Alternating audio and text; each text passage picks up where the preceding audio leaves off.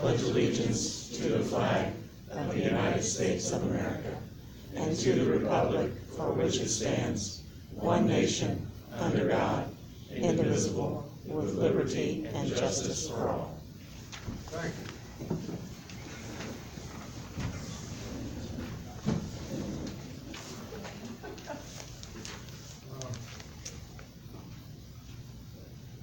Last Thursday, all three of us found out in one way or another that the county council had taken up the topic of construction management for the jail project in its budget work session. And took a vote that the board only hire a construction manager as constructor or a CMC. I hope you're all better at remembering all these initials than I am, because it gets all confusing. Construction manager, CMC. The auditor also tells us she's received inquiries from other interested firms and she needs to know what to tell them.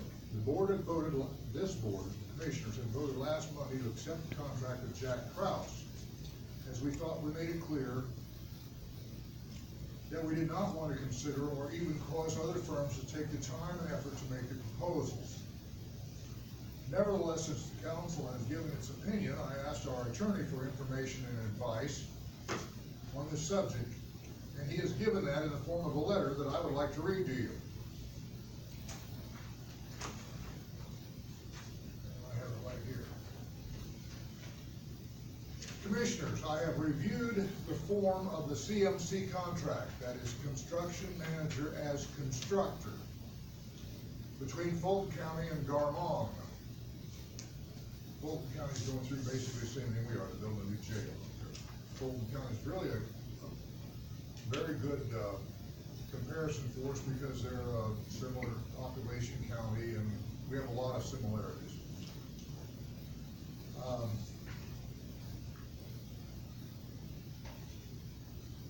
The CMC method of construction is characterized by a low percentage fee and a guaranteed maximum price. But that price is not known until the bidding is done, and all bids are in. The owner, that's us, the county, all of us, gives control of the bidding process to the CMC. That control includes control by the CMC over sizes of contingencies and allowances. If the CMC has agreements with unions of trades which will be employed on the project, non-union firms will not submit bids, even if invited.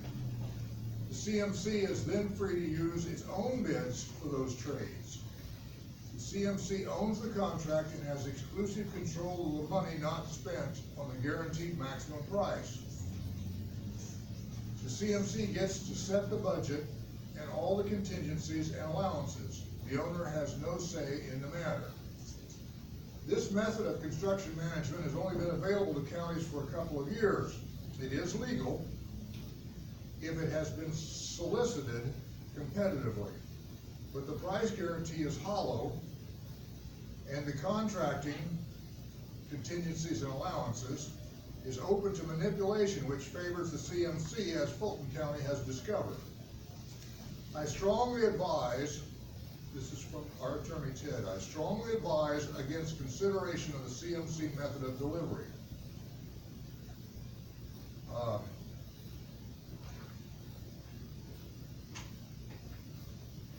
Is there anything you want to add to that, Ted? Well, the process would require solicitation of proposals if you were going to go to the CMC as constructed. I think we had it set up to do that. So there would be time involved in developing those and receiving them, evaluating them, and then making a decision. There are two other things to consider. The aspect of fairness here would have been eliminated because the CCI agreement, which you've already indicated you prefer, has already been made public. So there is no, any other proposal that had an advantage over that person. And, there is really not a basis for price comparison of the different methods, because the CMC price isn't really the fee. The fee is just part of it, the 3% or whatever that is. The real detail of it is how much the contingencies and allowances are after the contracts are, after the contracts are let, and they're let by the CMC, not by the Board of Commissioners. And as indicated, and has been relayed to me, you can set those contingencies and allowances high, and the CMC gets to keep that money or do with it as it wishes. It doesn't come back to the county. So that's why I say that the guarantee is hollow, and you really can't price comparison the methods. So, and we've already compromised the process if you intend to reverse direction now and open it up to other proposals. Those are the only other comments I have. I think one of the concerns was that the commissioner said was bonding issues. I think that was brought up to me, but. Insurance and bonding. Reimbursables, if you look at the contract, the full county contract, any reimbursable that the CMC can charge, and it gets paid for. It's paid for insurance, bond, you know, staff. It says cost of work, but the cost of work is not defined in their contract. And that cost could include overhead and lots of other things. And there, you have no recourse in their meetings. The problem is, a county that enters in an agreement with the CMC won't know this until they've already incurred those expenses, and then they have no recourse. So my advice is don't get into one of those. This is not saying anything negative about any company that does this kind of work. They're offering to do it. It's a legal process, but it's not a good process for counties. The legislature sometimes comes up with systems that are usually recommended to them by special interest groups. A lot of times it's the contractors, a lot of times it's the industry that's being regulated. For example, the building and trades industry, they made some recommendations and got them through legislation not too many terms ago that really protect the industry but not the public. And I see the CMC similar to some other types of methods of contracting that kind of come and go and aren't used very much. The guaranteed energy savings contracting method. I don't see a lot of build, operate, transfers done much anymore. They were counties and towns and cities and sometimes schools got involved in these, and they found out they were more comfortable with the traditional ways of doing it. So, to answer your question, if it's a reimbursable expense, that's what those contingencies are. The contingencies aren't set or approved by the county, but they're set by the CMC. And the allowances, the allowance is, for example, an allowance for like a subcontractor. How much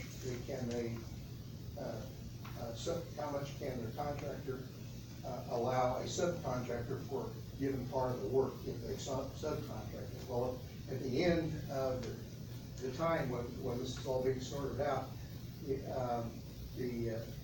CMC gets to keep any excess money. So there's it's not a healthy incentive for a CMC to be in a position of, you know, I've given them a low fee here, but I've done all these other ways that I can, you know, here and there recoup that, you know. And that's why it can't be compared to a method where you have straight, you know, pretty much a straight fee basis.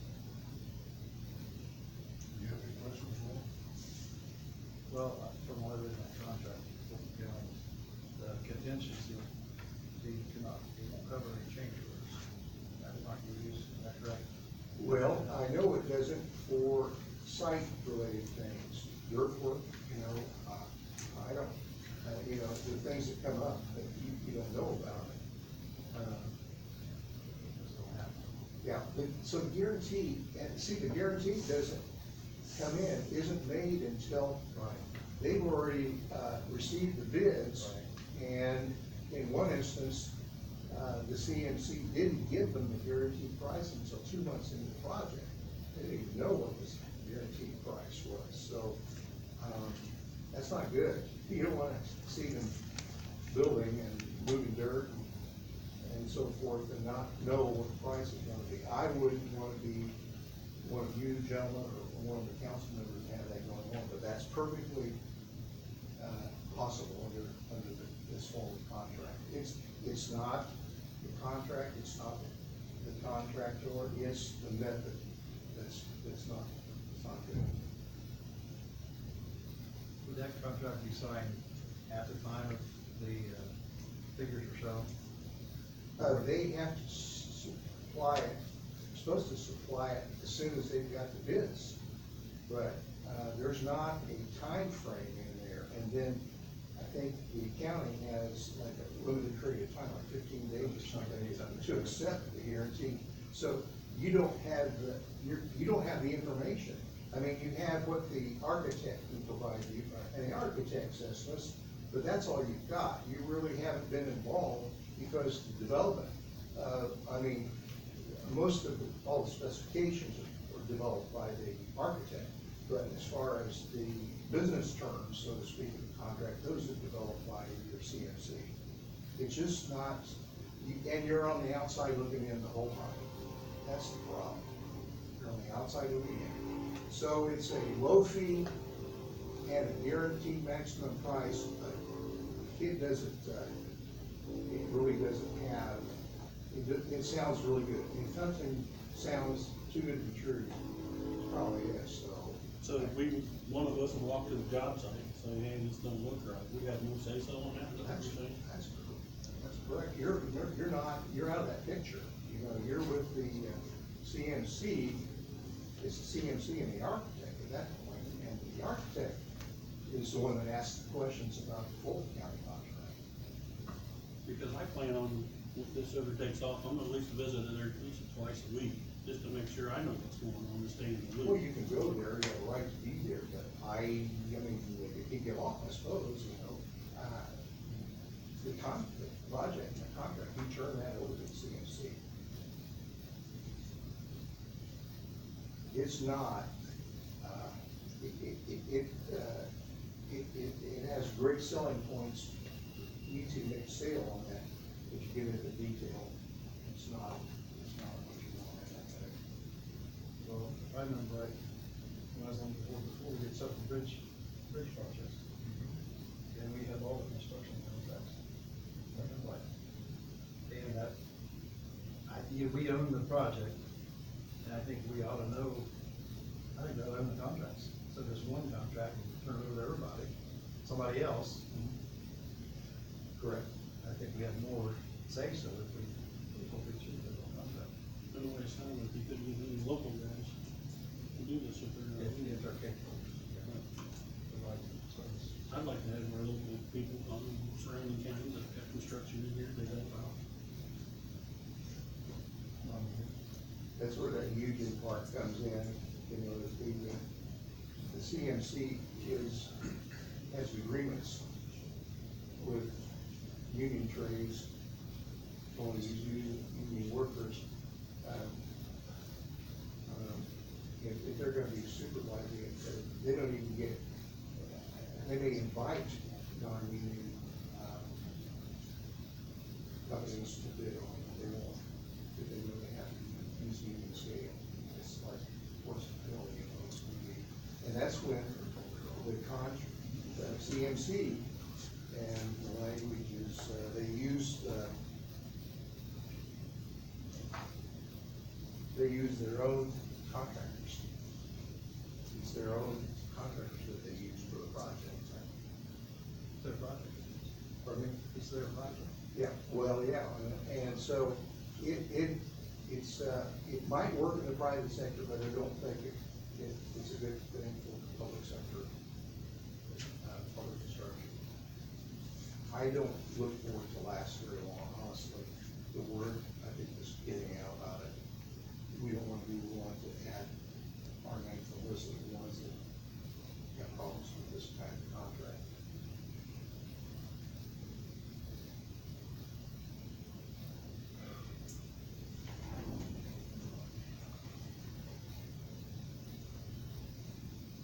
So if we advertise, put bids out for the CMC, how long does that process take? Well, you've got to develop the specs, and you really can't make it price-based, because you've already got a price from one. There is no, you'd have to base it, basically on an interviews of proposed people, how are you gonna do it, this job? And what does your contract look like? And base it on factors other than price. Because, you've already got a price, and that's already out. So you have to base it on evaluating the different methods that they use and their experience. And that's the other thing. This has only been around for a couple of years for county, so nobody's got much experience. They're just now hitting, the newspapers and counties are getting involved. I think it's a way it's gonna end very quickly. Like the energy savings contracting, which now I think mostly only the schools do. Counties and cities and towns have abandoned it. It's got PDAC problems too. So, just because the legislature says this is the method you can use, doesn't mean you should use it. Yeah, they want pressure on that price. Sure. Any other questions, Jeff? I think you're right. Well, I'd like to ask for Sheriff, you know, like this one, your viewpoint of what any delays like this would cost us. Well, thank you, gentlemen, and, may I share, I have extra copies of what I presented to you, may I share what the rest of you? Okay. You wanna take one and pass it down, that's what I'm going to be reading from, and my comments are based a lot on, from a perspective of a sheriff / jail administrator and some of our current numbers as they stand in housing inmates out of the county. Since January 1st of this year, Carroll County has spent $134,116.86. That is combined housing and medical and transportation costs, and that actually takes us through August 31st. In those counties that we had been and currently are housing other inmates are Miami, Warren, White, and then also the Indiana Department of Corrections in a safekeeper program. We have one individual that we keep there because he was an issue for our facility, and so we currently keep him through the safekeepers program through the Indiana DOC. This cost does not include, or excuse me, does include medical coverage, as I indicated, which we are responsible for as they stay in other counties, but the minimal cost, or the medical costs, I should say, are minimal compared to the cost of the housing, which is $37.50 per inmate per day. And that fee went up July 1 from $35 to $37.50. And as I previously pointed out in other discussions, there are monies, these are monies, I should say, that we see absolutely no return for our investment other than renting or leasing space in these other jails. Currently, and that's as of this morning, we only have 28 inmates in our 34-bed facility. We're way down, okay? But as we know in this business, that could change within a day. It could easily go up.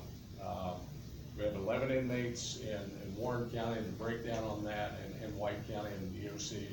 Again, 7 in White County, 3 in Warren County, and 1 in the Safe Keepers program I previously mentioned in Indiana Department of Corrections.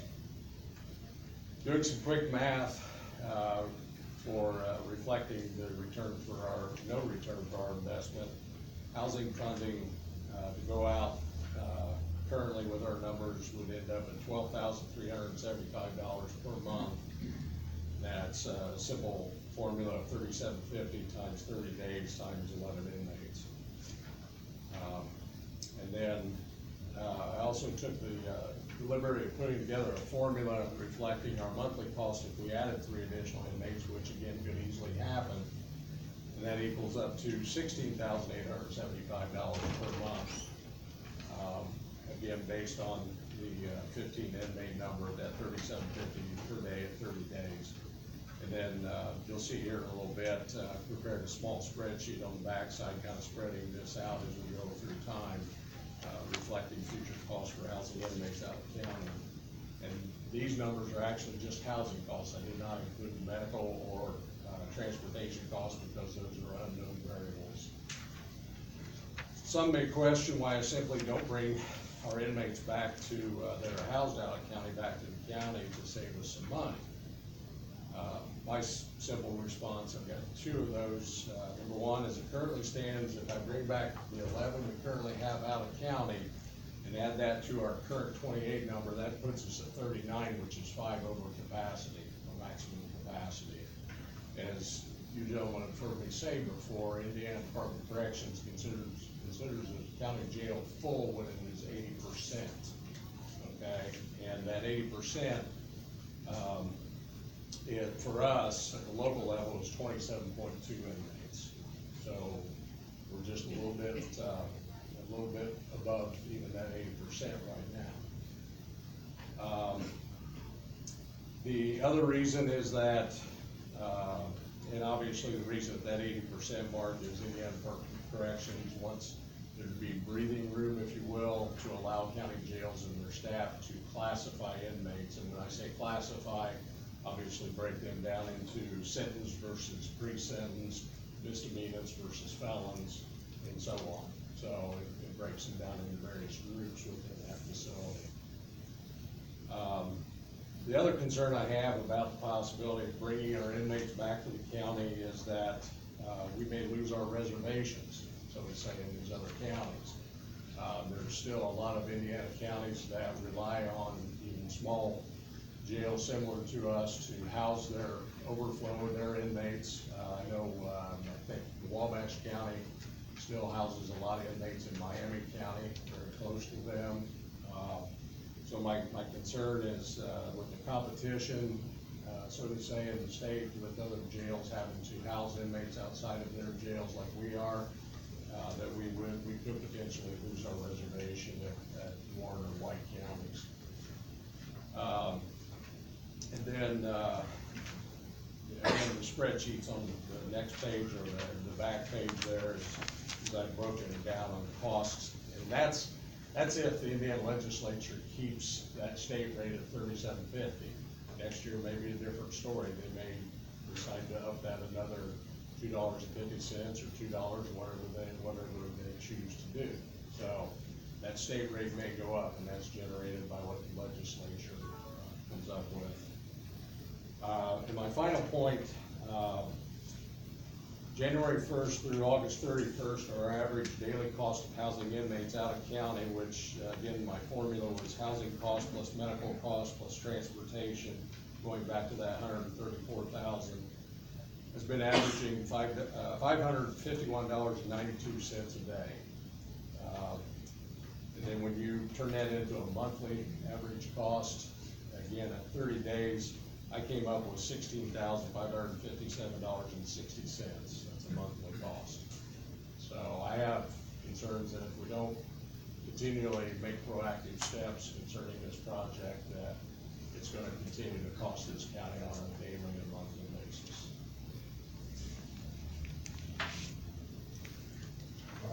Sheriff, the first thing I noticed about spreadsheet back here is that you base it on a number of inmates, 11 or 15. Right, It hasn't been that long ago, we had a lot more than that. right, you're right, yeah. We've dropped, but going back to the word I use frequently is that obviously our population numbers can be fluid, can change at any moment. And the simple example I'll give you, based on my 30 years, plus years of experience in this business, is that I've got a rhyme or reason, but, you know, in the wintertime, it seems like our numbers seem to increase because, and I've been told, and it sounds kind of silly, but, some individuals, don't really wanna pay their home heating costs. So that, rather than paying the bills, they'll go out and get in trouble just to get arrested and spend time in jail. You don't have to worry about their heating bills. And I know that sounds ridiculous possibly, but there's something to it.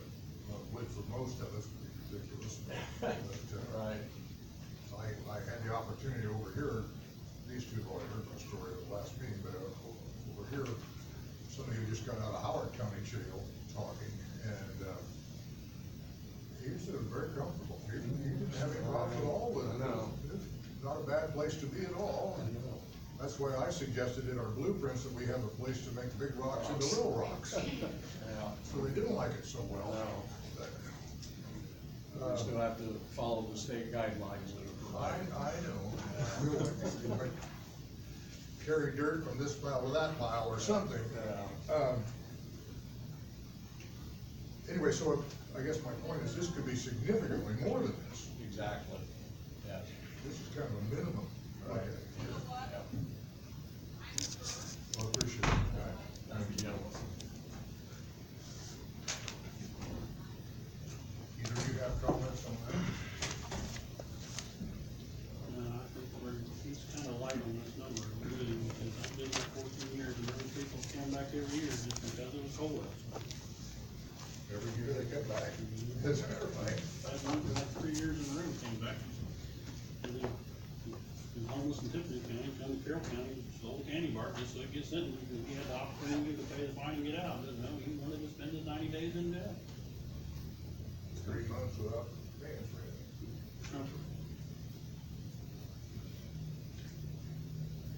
Longer than you have. But this figure, about $1,225 per individual per month, so it's 30 days. What's it costing us?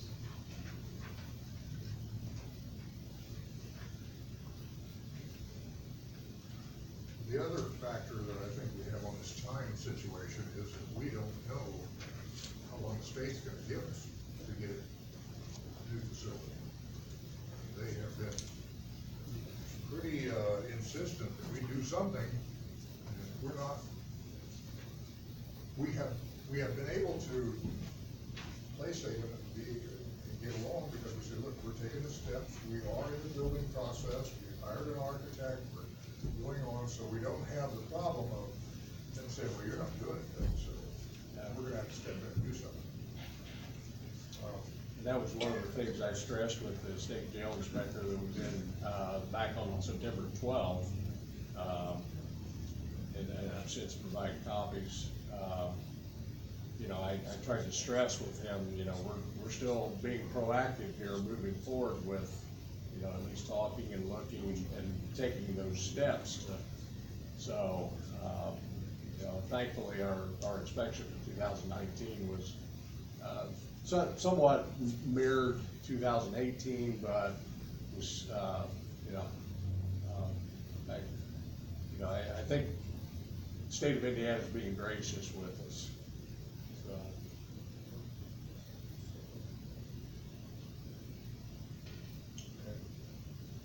For those of you who might not know it, our jail inspections, in which we do not score very well, are not based on the fact that the jail is not well maintained, it's not clean, it's not, dirty laundry, anything like that. Because if you get out of there, the place is pretty well spotless. It's really well run. It's just the overcrowding and the obsolescence of the building is what they're complaining about. And it's more than complaining, it's what they're arguing against us. Well, I have a real problem with turning over control of everything. Seems to me like if we were to adopt this CMC type of programs, the thing I've been against the whole time is, all of a sudden, you, us, no one has any control of this project anymore. We've just given it to them, and we've also given them our checkbook. And said, go ahead. And if there's any money left over at the end, let's say, okay, let's say it does run up to $14 million, I'm hoping it doesn't, but say it does, and they can somehow cut corners, do anything that contractors might be able to do and get that thing built for less, they get to pocket the money. That's in that contract. Am I not right on that, Ted? That's the way it is, yes. They get to pocket the money. That doesn't seem to me like the way that you should have a relationship with the constructor. I don't want, if I want somebody to be managing this project for us, which I'm not capable of doing. I don't know if either one of you two gentlemen think you would be, but I'm not capable of doing this project management. I want somebody who's just working for us. I want somebody who's looking out for our well-being. I want somebody who is under our control. So as Steve says, he can go out there and say, hey, what is it? What's going on here? You know, why is this like this? And get an answer other than, well, tough, that's what we're doing. Because I guarantee if we go with the CMC, that's what we're gonna get. And I don't think that anybody in our agricultural community out here building these beautiful hog buildings and everything we have would just hand their checkbook over to somebody and say, build me a building. Yeah, you take bids on it, you control the bids, you look at every bid coming in, and then you give us a price of what it's gonna cost. It doesn't make any sense to me.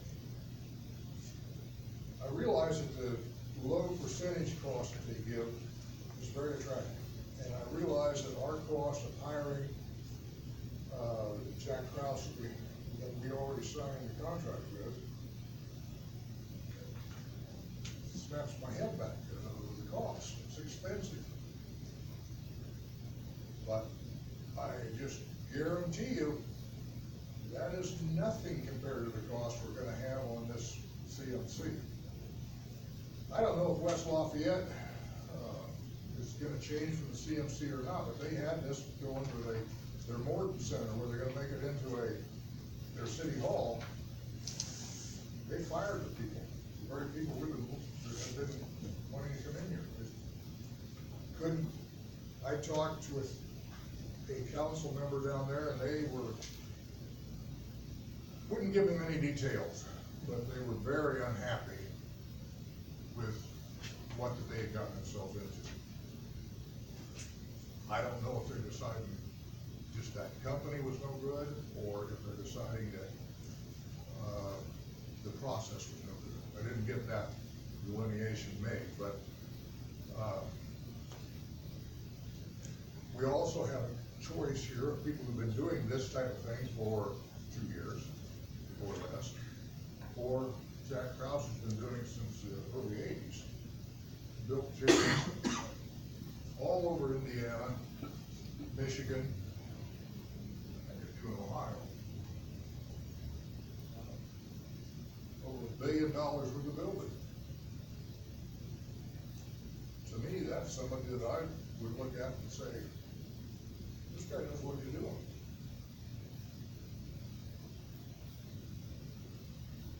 I know, yes, Dave Lambert, sure. was president of the school board at Carroll for many years, same as those sitting next to me. Right. Why don't we open this project up for, project managers? Advertise it for project managers like the schools does, and have them come into the room, you guys listen to them, the public listens to them, then you decide who your project manager. We've had that already. You've had that, Yeah, they've been, both were here and presented. both? Yeah, we had had, CNC and, I don't know, CNC or, like, the abbreviations. One owned their own business and the other one was Jack. And the other thing is, if you've got a price like we did when we put a $7.5 million facility at Carroll. Yeah. 3 years ago, 7.5 million. Project manager, we're not going over that. We're gonna take bids on that. If it comes in, then we're gonna have to cut. If it come in at 8 million, we're gonna have to make cuts. Right. Project managers don't get the extra. There's a That's not timeline. by the contract that we've got. Well, we need to throw that contract in the trash. That's exactly my opinion. Because there's no way you're gonna pay anybody extra. Now, if they get it done sooner, let's say it's a 24-month project, you get it done in 18 months, maybe there's a little incentive for that. But there's also on the other end, if it takes 3 years versus 2 years, then they're paying you. You gotta have incentives for these guys to work. Carroll, the $7.5 million project come in at 7 million when we're done. And it was done on time. That was good management. And the project manager had some things he didn't get right, it come out of his pocket, it didn't come out of taxpayers' pockets. I have no question about what you said there. It sounds exactly what I would expect. Yeah. Jeff Wise, I agree with Dave. I'm working on a similar project, not a similar project, but a large project. I think the way you guys are thinking is right, as long as there has to be a cap. Somebody has to guarantee at the end, regardless of what you're paying the project manager, who that is, it's one, not to exceed, and two, I think the sheriff, or I don't know who's responsible, where are we getting for $14 million? I don't know, who's seeing that, but I'm in a project right now, a third the size of what we're talking about, involved in it. And it's set up in a manner that, if we get to the end, it doesn't exceed. There's earnest money involved, but as long as we spelled out what we're getting, and it doesn't go over that, someone has to be held accountable. The sheriff's numbers, I think, are great.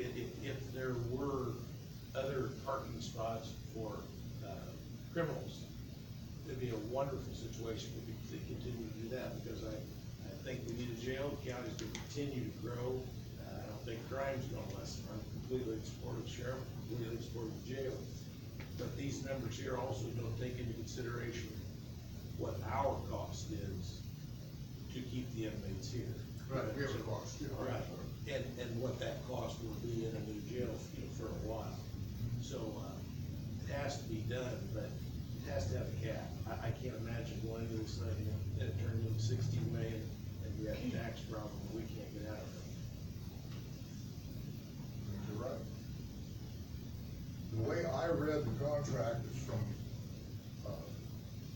Rochester, Fulton County. They guarantee the price, but that doesn't include all the contingencies and everything else that goes in it. So your contingencies and everything should be in your final price. That's right, that's right, so. That's why that I don't like the contract that we have seen from a CMC. I mean, if there's a change order, you're spending 14 million, that change order comes out at 14 million, it doesn't come out at 14.5, whatever That's right. that might be. That's exactly it. How long did you advertise for project managers, and where did you advertise? We didn't advertise very long. Okay. The main decision that we made was, do we wanna go with a project manager, or do we wanna go with a construction company managing it? And we've done both, Huh?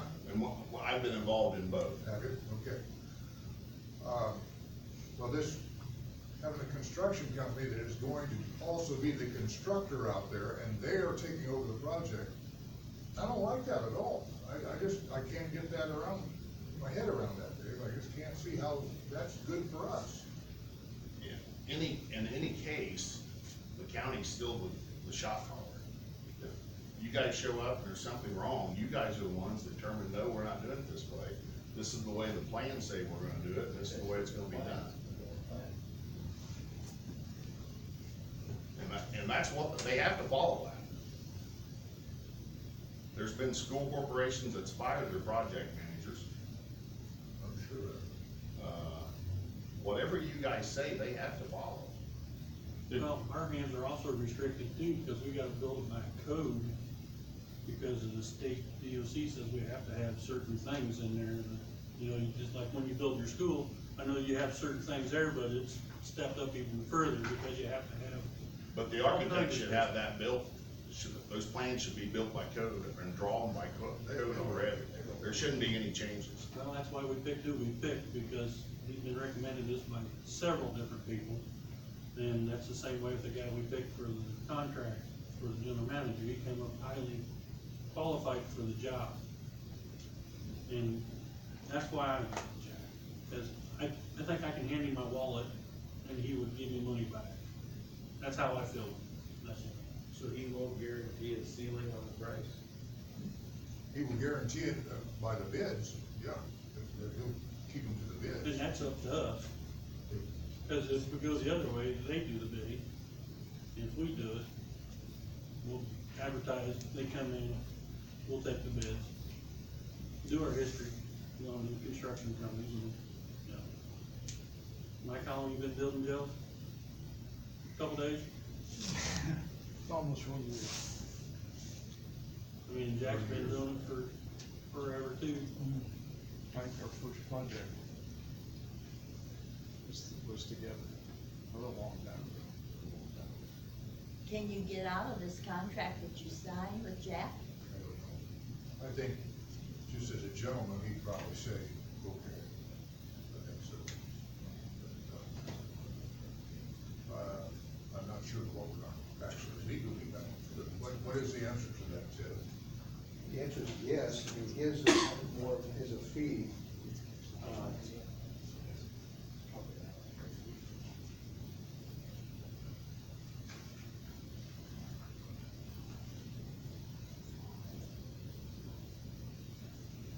Based on phases, so if you don't, if you decide you can't go forward with it, you can't get the, project done for the maximum that you want to do it. But you've got a limit because of the bonding. Right. So, if you don't do it, you don't do it. So, that's the job of the architect, to design to the point that we would be able to meet that cap. So, the answer to the Jack's contract was based on phases. If you don't finish it, you don't pay for that phase. Yes. I guess, Tracy Martin, I guess the problem I had with it was that if you don't bid it out, and you come in and Jack gave you this contract at a certain rate, 5%, if you don't bid it out and you have a chance, how is there any negotiating tool? You did not even negotiate because you had no other bids come in. I mean, even if you say you don't wanna go with the low ball, 3.5%, you should still negotiate a contract and not just take, 5%, let's go with it. That was the question I had, is if you don't take the bids, how can you negotiate? And that's what it's all about. You're gonna negotiate with a lot of people building this jail. But if you just take the first person that gives you a bid and don't take any others, how is there gonna be any comparison of building and fees and, so I guess that was my biggest question of why the contract got signed without having any others. I think that's a valid concern. On all, projects where the, I have to ask Ted for the right terminology here, but where there were, what determines whether it has to be bid or not bid? Whether it's services or not. Okay.